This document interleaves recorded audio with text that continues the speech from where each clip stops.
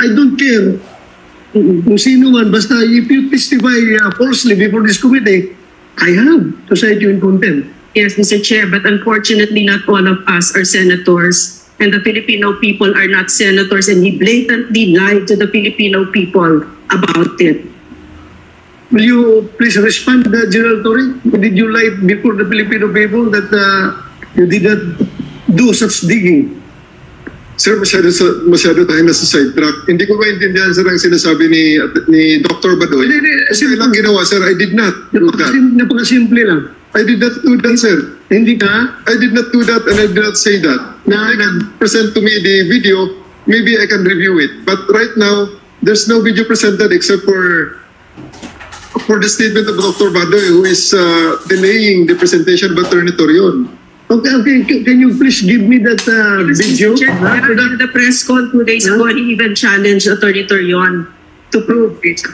Ang sabi kasi niya sa press call, he has to, that's the allegation of Attorney Torion, and he should prove it in court, and he should prove it, walang in court, he should prove it because madali, nasa Photoshop naman yan. Parang Photoshop na yan. Yun po, sabi niya. Sige, last response before we proceed. Sometimes I'm really thinking that they don't want to proceed with their presentation. But I think that sidetracks the issue. Because as to the moment, sir, Dr. Badoy is just making an allegation, sir. This committee does not believe that it hijacks the issue. Okay, sir. That issue is very important and very relevant in this investigation. So the answer, sir, is no. I did not say things that Dr. Badoy is attributing to me. Thank you. Thank you, sir. Thank you.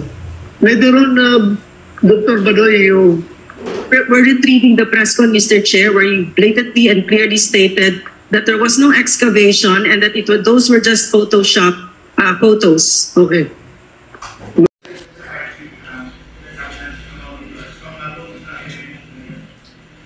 About sa digging na yan, allegation ni Attorney Torion yan, let him prove that.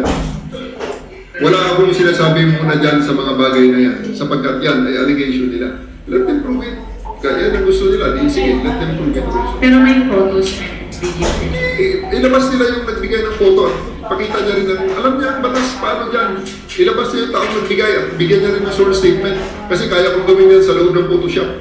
For clarification, so sir, no excavation, no digging inside. Hindi ko sinasabi kung ano man yan regarding sa diggings na yan dahil yan ay nilabas ni Attorney Torion. Let them prove it.